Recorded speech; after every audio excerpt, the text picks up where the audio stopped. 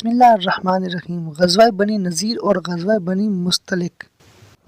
اسی سال 3 ہجری میں شراب حرام ہوئی۔ 4 ہجری میں غزوہ بنو نذیر پیش آیا۔ اس کی وجہ یہ بنی کہ نبی اکرم صلی اللہ علیہ وسلم بنو نذیر کے محلے میں تشریف لے گئے۔ آپ صلی اللہ علیہ وسلم کو ایک ضروری معاملہ میں بنو نذیر سے بات طے کرنا تھی۔ یہ یہودیوں کا قبیلہ تھا۔ آپ صلی اللہ علیہ وسلم نے معاہدہ کر رکھا تھا کہ مسلمانوں کو کسی کا خون بہا دینا پڑا تو بنی نذیر بھی اس سلسلہ میں مدد کریں گے۔ حضور اکرم صلی اللہ علیہ وسلم جب ان کے محلے میں تشریف لے گئے تو صحابہ کرام کی ایک مختصر جماعت بھی ساتھ تھی۔ ان کی تعداد 10 سے بھی کم تھی۔ ان میں سے حضرت ابوبکر صدیق، حضرت عمر اور حضرت علی رضی اللہ عنہ بھی تھے۔ حضور اکرم صلی اللہ علیہ وسلم نے وہاں پہنچ کر ان سے بات شروع کی تو وہ بولے، ہاں ہاں کیوں نہیں، ہم ابھی رقم ادا کر دیتے ہیں، آپ پہلے کھانا کھا لیں۔ اس طرح وہ بظاہر بہت خوش ہو کر ملے، لیکن دراصل وہ آپ صلی اللہ علیہ وسلم کے قتل کی سازش پہلے تیار کر چکے تھے۔ آپ صلی اللہ علیہ وسلم کو انہوں نے ایک دیوار کے ساتھ بٹھایا، پھر ان میں سے ایک یہودی اس مکان کی چھت پر چڑھ گیا۔ وہ چھت سے حضور اکرم صلی اللہ علیہ وسلم کے اوپر ایک بڑا سا پتھر گرانا چاہتا تھا۔ ابھی وہ ایسا کرنے ہی والا تھا کہ اللہ تعالیٰ نے حضرت جبرائیل علیہ السلام کو بھیج دیا۔ انہوں نے آپ صلی اللہ علیہ وسلم کو اس سازش سے باخبر کر دیا۔ آپ صلی اللہ علیہ وسلم تیزی سے وہاں سے اٹھے۔ انداز ایسا تھا جیسے کوئی بات یاد آ گئی ہو۔ آپ صلی اللہ علیہ وسلم اپنے ساتھیوں کو وہیں بیٹھا چھوڑ کر مدینہ منورہ لوٹ آئے۔ جب حضور اکرم صلی اللہ علیہ وسلم کی واپسی میں دیر ہوئی، صحابہ کرام حیران ہوئے اور حضور اکرم صلی اللہ علیہ وسلم کی تلاش میں نکل پڑے۔ انہیں مدینہ منورہ سے آتا ہوا ایک شخص دکھائی دیا۔ صحابہ کرام رضی اللہ عنہ نے اس سے آپ صلی اللہ علیہ وسلم کے بارے میں پوچھا۔ اس نے بتایا کہ وہ آپ صلی اللہ علیہ وسلم کو مدینہ منورہ میں دیکھ کر آ رہا ہے۔ اب صحابہ کرام رضی اللہ عنہ فوراً مدینہ منورہ پہنچے۔ تب حضور اکرم صلی اللہ علیہ وسلم نے انہیں سازش کے بارے میں بتایا۔ آپ صلی اللہ علیہ وسلم نے محمد بن مسلمہ کو بنو نذیر کے پاس بھیجا اور انہیں یہ پیغام دیا، میرے شہر یعنی مدینہ سے نکل جاؤ، تم لوگ اب اس شہر میں نہیں رہ سکتے، اس لیے کہ تم نے جو منصوبہ بنایا تھا وہ غداری تھی۔ تمام یہودیوں کو یہ بھی بتایا گیا کہ آپ صلی اللہ علیہ وسلم کے خلاف انہوں نے کیا سازش کی تھی، اس لیے سب کو اس بارے میں معلوم نہیں تھا۔ سازش کی تفصیل سن کر یہودی خاموش رہ گئے، کوئی منہ سے ایک لفظ بھی نہ نکال سکا۔ پھر حضرت محمد بن مسلمہ رضی اللہ عنہ نے ان سے کہا، آپ صلی اللہ علیہ وسلم کا حکم ہے کہ تم 10 دن کے اندر اندر یہاں سے نکل جاؤ۔ اس مدت کے بعد جو شخص بھی یہاں پایا گیا اس کی گردن مار دی جائے گی۔ حضور نبی کریم صلی اللہ علیہ وسلم کا حکم سن کر یہودیوں نے وہاں سے کوچ کی تیاریاں شروع کر دیں، اونٹوں وغیرہ کا انتظام کرنے لگے۔ لیکن ایسے میں منافقوں کی طرف سے انہیں پیغام ملا کہ اپنا گھر بار وطن چھوڑ کر ہرگز کہیں نہ جاؤ، ہم لوگ تمہارے ساتھ ہیں، اگر جنگ کی نوبت آئی تو ہم تمہاری مدد کو آئیں گے، اور اگر تم لوگوں کو یہاں سے نکلنا ہی پڑا تو ہم بھی تمہارے ساتھ چلیں گے۔ یہودیوں کو روکنے میں سب سے زیادہ کوشش منافقوں کے سردار عبداللہ بن ابی نے کی۔ اس نے یہودیوں کو پیغام بھیجا، اپنے گھر والوں کو چھوڑ کر مت جاؤ، اپنی حویلیوں میں جمے رہو، میرے ساتھ 2000 جان باز ہیں، ان میں میری قوم کے لوگ بھی ہیں اور عرب کے دوسرے قبائل بھی ہیں۔ وقت آن پڑا تو یہ لوگ تمہاری حویلیوں میں پہنچ جائیں گے اور آخر دم تک لڑیں گے، تم پر آنچ نہیں آنے دیں گے، تم سے پہلے جانے دیں گے۔ ہمارے ساتھ قبیلہ بنی قریظہ کے لوگ بھی ہیں، یہ قبیلہ غطفان کے لوگ بھی ہیں، یہ سب تمہاری مدد کا ہاتھ بڑھاتے ہیں۔ بنی نذیر کو یہ پیغامات ملے تو انہوں نے جلا وطن ہونے کا خیال ترک کر دیا۔ چنانچہ انہوں نے حضرت صلی اللہ علیہ وسلم کو پیغام بھیجا کہ ہم اپنا وطن چھوڑ کر ہرگز نہیں جائیں گے، آپ کا جو جی چاہے کر لیں۔ یہ پیغام سن کر آپ صلی اللہ علیہ وسلم نے کلمہ تکبیر بلند کیا۔ آپ کے ساتھ مسلمانوں نے بھی اللہ اکبر کہا۔ پھر آپ نے فرمایا، یہودی جنگ پر آمادہ ہیں، لہٰذا جہاد کی تیاری کرو۔ مسلمانوں نے جہاد کی تیاری شروع کر دی۔ اس وقت یہودیوں کو جنگ پر ابھارنے والا شخص حی بن اخطب تھا۔ اسی شخص کی بیٹی حضرت صفیہ رضی اللہ عنہا تھی۔ جو بعد میں حضور اکرم صلی اللہ علیہ وسلم کے نکاح میں آئیں اور ام المومنین کا اعزاز پایا۔ خی بن اخطب بنو نذیر کا سردار تھا۔ بنو نذیر کے ایک دوسرے سردار سلام بن مستقیم نے اسے سمجھانے اور جنگ سے باز رکھنے کی بہت کوشش کی، لیکن خی بن اخطب منافقوں کی شہ پر باز نہ آیا اور جنگ پر تلا رہا۔ اس پر سلام بن مستقیم نے اس سے کہا، تم نے میری بات نہیں مانی، اب تم دیکھنا، ہم اپنے وطن سے بے وطن کر دیے جائیں گے، ہماری عزت خاک میں مل جائے گی، ہمارے گھر والے قیدی بنا لیے جائیں گے اور ہمارے نوجوان اس جنگ میں مارے جائیں گے۔ خی بن اخطب پر اس کا بھی اثر نہ ہوا۔ آخر ہاں حضرت صلی اللہ علیہ وسلم صحابہ کے ساتھ بنو نذیر کی طرف روانہ ہوئے۔ اس موقع پر آپ صلی اللہ علیہ وسلم نے مدینہ منورہ میں حضرت عبداللہ بن ام مکتوم کو اپنا قائم مقام مقرر فرمایا۔ جنگی پرچم حضرت علی بن ابی طالب رضی اللہ عنہ نے اٹھایا۔ نبی کریم صلی اللہ علیہ وسلم اسلامی لشکر کے ساتھ آگے بڑھے۔ شام کے وقت مسلمان بنو نذیر کی بستی میں پہنچ گئے اور وہاں پڑاؤ ڈال دیا۔ ادھر یہودی اپنی حویلیوں میں بند ہو گئے اور چھتوں پر سے تیر برسانے لگے، پتھر گرانے لگے۔ وہ دن اسی طرح گزرا۔ دوسرے دن حضور اکرم صلی اللہ علیہ وسلم لکڑی کے ایک قبے گنبد نما صاحبان میں قیام پذیر ہوئے، جو حضرت بلال رضی اللہ عنہ نے بنایا تھا۔ یہودیوں میں سے ایک شخص کا نام غزول تھا۔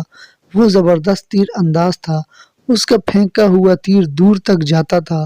اس نے ایک تیر نبی اکرم صلی اللہ علیہ وسلم کے قبے کی طرف پھینکا، تیر وہاں تک پہنچ گیا۔ یہ دیکھ کر صحابہ کرام رضی اللہ عنہم نے حضور اکرم صلی اللہ علیہ وسلم کے حکم سے قبے کو ذرا دور منتقل کر دیا۔ رات کے وقت حضرت علی رضی اللہ عنہ غائب ہو گئے۔ یہ دیکھ کر صحابہ کرام رضی اللہ عنہم کو حیرت ہوئی۔ انہوں نے آپ سے عرض کیا، اے اللہ کے رسول، علی نظر نہیں آ رہے ہیں۔ آپ نے فرمایا، فکر نہ کرو، وہ ایک کام سے گئے ہیں۔ کچھ ہی دیر گزری ہوگی کہ حضرت علی رضی اللہ عنہ غزول کا سر اٹھائے ہوئے آ گئے ہیں۔ اب ساری صورتحال کا پتہ چلا۔ جب غزول نے آپ صلی اللہ علیہ وسلم کے صاحبان کی طرف تیر پھینکا تھا، حضرت علی رضی اللہ عنہ اسی وقت سے اس کے پیچھے لگ گئے تھے اور آخر اس کا سر کاٹ لائے۔ اس کے ساتھ 10 آدمی اور تھے، وہ غزول کو قتل ہوتے دیکھ کر بھاگ لیے تھے۔ نبی اکرم صلی اللہ علیہ وسلم نے حضرت علی کے ساتھ 10 آدمی اور بھی روانہ فرمائے تھے۔ ان میں حضرت ابو دجانہ بھی تھے۔ یہ جماعت ان لوگوں کی تلاش میں نکلی جو غزول کے مارے جانے پر بھاگ نکلے تھے۔ آخر اس جماعت نے انہیں جا لیا اور سب کو قتل کر دیا۔ بنو نذیر کا محاصرہ جاری رہا یہاں تک کہ 6 راتیں گزر گئیں۔ اس دوران منافق عبداللہ بن ابی برابر یہودیوں کو پیغام بھیجتا رہا کہ تم اپنی حویلیوں میں ڈٹے رہو، ہم تمہاری مدد کو آ رہے ہیں، لیکن یہودیوں کو اس سے کوئی مدد نہیں پہنچی۔ اب تو یہود کا سردار خی بن اخطب بہت پریشان ہوا۔ کچھ عقل مند یہودیوں نے اسے عبداللہ بن ابی کے مشورے پر عمل نہ کرنے کے لیے کہا تھا، لیکن خی بن اخطب نے ان کی بات نہ مانی تھی۔ اب انہوں نے طعنے کے طور پر کہا، عبداللہ بن ابی کی وہ مدد کہاں گئی جس کا اس نے وعدہ کیا تھا اور جس کی تم آس لگائے بیٹھے تھے؟ وہ کوئی جواب نہ دے سکا۔ یہودی اب بہت پریشان ہو چکے تھے۔ ادھر نبی اکرم صلی اللہ علیہ وسلم سختی سے ان کا محاصرہ کیے ہوئے تھے۔ آخر اللہ تعالیٰ نے یہودیوں کے دل پر مسلمانوں کا رعب طاری کر دیا۔ انہوں نے نبی اکرم صلی اللہ علیہ وسلم سے درخواست کی کہ انہیں یہاں سے نکل جانے دیا جائے۔ وہ ہتھیار ساتھ نہیں لے جائیں گے، البتہ اپنا گھریلو سامان لے جائیں گے۔ نبی اکرم صلی اللہ علیہ وسلم نے ان کی یہ درخواست منظور کر لی۔ چنانچہ یہودیوں نے اپنے اونٹوں پر اپنی عورتوں اور بچوں کو سوار کر لیا اور اپنا سارا سامان بھی اس پر لاد لیا۔ یہ کل 600 اونٹ تھے۔ یہ کل 600 اونٹ تھے۔ ان اونٹوں پر بہت سا سونا، چاندی اور قیمتی سامان تھا۔ اس طرح بنی نذیر کے یہ یہودی جلا وطن ہو کر خیبر میں جا بسے۔ خیبر کے یہودیوں نے انہیں وہاں آباد ہونے میں مدد دی۔ کچھ لوگ شام کی طرف بھی چلے گئے۔ غزوہ بنو نذیر کے بعد غزوہ ذات الرقاع، غزوہ بدر ثانی اور غزوہ دمتۃ الجندل پیش آئے۔ یہ چھوٹے چھوٹے غزوات تھے جو یکے بعد دیگرے پیش آئے۔ پھر غزوہ بنی مستلق پیش آیا۔ قبیلہ بنو مستلق کا سردار حارث بن ابی ذرار تھا۔ اس نے حضور اکرم صلی اللہ علیہ وسلم سے جنگ کے لیے ایک لشکر تیار کیا۔ اس لشکر میں اس کی قوم کے علاوہ دوسرے عرب بھی شامل تھے۔ اس اطلاع پر حضور اکرم صلی اللہ علیہ وسلم نے بھی جنگ کی تیاری کی۔ اسلامی لشکر 2 شعبان 5 ہجری کو روانہ ہوا۔ ادھر جب حارث بن ابی ذرار اور اس کے ساتھیوں کو مسلمانوں کی آمد کی خبر ملی تو بہت سے لوگ بدحواس ہو کر حارث کا ساتھ چھوڑ گئے اور ادھر ادھر بھاگ نکلے، یہاں تک کہ آپ صلی اللہ علیہ وسلم صحابہ کرام کے ساتھ اس قبیلے پر حملہ آور ہوئے۔ مسلمانوں نے ایک ساتھ مل کر مشرکوں پر حملہ کر دیا۔ یہ حملہ اتنا شدید تھا کہ ان میں سے 10 فوراً مارے گئے تھے، باقی گرفتار ہو گئے۔ ان کی عورتوں اور بچوں کو بھی گرفتار کر لیا گیا۔ ان قیدیوں میں بنی مستلق کے سردار حارث بن ابی ذرار کی بیٹی برہ بنت حارث بھی تھی۔ مال غنیمت تقسیم ہوا تو برہ صحابت بن قیس رضی اللہ عنہ کی تحویل میں آ گئی۔ اب صحابت بن قیس رضی اللہ عنہ نے برہ سے طے کیا کہ اگر وہ 9 اوقیہ سونا دے دیں تو وہ انہیں آزاد کر دیں گے۔ یہ سن کر برہ نبی کریم صلی اللہ علیہ وسلم کے پاس آئیں اور کہنے لگی، اے اللہ کے رسول، میں مسلمان ہو چکی ہوں۔ میں گواہی دیتی ہوں کہ اللہ تعالیٰ کے سوا کوئی معبود نہیں۔ ہمارے ساتھ جو ہوا اس کو آپ جانتے ہیں۔ میں قوم کے سردار کی بیٹی ہوں۔ ایک سردار کی بیٹی اچانک باندی بنا لی گئی۔ ثابت بن قیس نے آزاد ہونے کے لیے میرے ذمہ جو سونا مقرر کیا ہے وہ میری طاقت سے کہیں زیادہ ہے۔ میری آپ سے درخواست ہے کہ اس سلسلے میں میری مدد فرمائیں۔ اس پر نبی کرم صلی اللہ علیہ وسلم نے ارشاد فرمایا، کیا میں تمہیں اس سے بہتر راستہ نہ بتا دوں؟ برہ بولی، وہ کیا اے اللہ کے رسول؟ آپ صلی اللہ علیہ وسلم نے ارشاد فرمایا، تمہاری طرف سے سونا میں دے دیتا ہوں اور میں تم سے نکاح کر لوں۔ اس پر برہ بولی، اے اللہ کے رسول، میں تیار ہوں۔ چنانچہ آپ نے حضرت ثابت بن قیس رضی اللہ عنہ کو بلایا، برہ کو ان سے مانگا۔ وہ بولے، اے اللہ کے رسول، میرے ماں باپ آپ پر قربان، برہ آپ کی ہو گئی۔ آپ صلی اللہ علیہ وسلم نے انہیں اتنا سونا ادا کر دیا اور برہ سے شادی کر لی۔ اس وقت ان کی عمر 20 سال تھی۔ ان کا نام برہ سے جویریہ رکھا گیا۔ اس طرح وہ ام المومنین حضرت جویریہ رضی اللہ عنہا ہو گئی۔ حضرت عائشہ صدیقہ رضی اللہ عنہا فرماتی ہیں کہ جویریہ رضی اللہ عنہا نہایت خوبصورت خاتون تھی۔ بعد میں حضرت جویریہ رضی اللہ عنہا کا باپ حارث ان کا فدیہ لے کر حضور اکرم صلی اللہ علیہ وسلم کی خدمت میں حاضر ہوا۔ اس فدیے میں بہت سے اونٹ تھے۔ حارث ابھی راستے میں تھا کہ اس کی نظر ان میں سے 2 خوبصورت اونٹوں پر پڑی۔ اس نے ان دونوں کو وہیں عقیق کی گھاٹی میں چھپا دیا اور باقی فدیہ حضور اکرم صلی اللہ علیہ وسلم کی خدمت میں پیش کر کے کہا، یہ فدیہ لے لیں اور میری بیٹی کو رہا کر دیں۔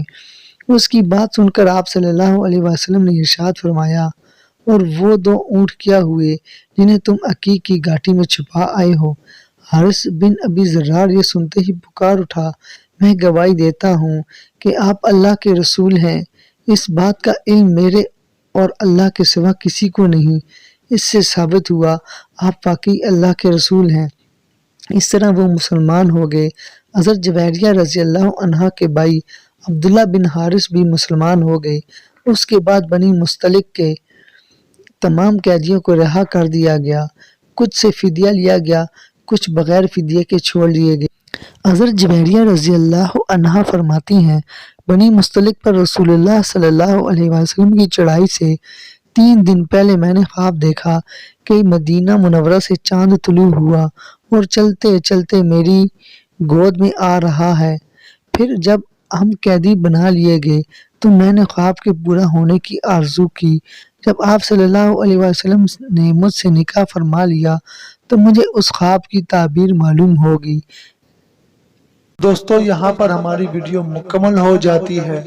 ہم نے جو پڑھا اور آپ دوستوں نے جو سنا، اللہ تعالیٰ اس کو قبول فرمائے۔ اور آپ دوستوں سے یہی کہوں گا کہ آپ اس کو لازمی شیئر کیا کریں ہماری ویڈیو کو، تاکہ آپ کو بھی اس کا ثواب مل سکے اور جتنے دوست دیکھیں گے ان کو بھی ثواب مل سکے۔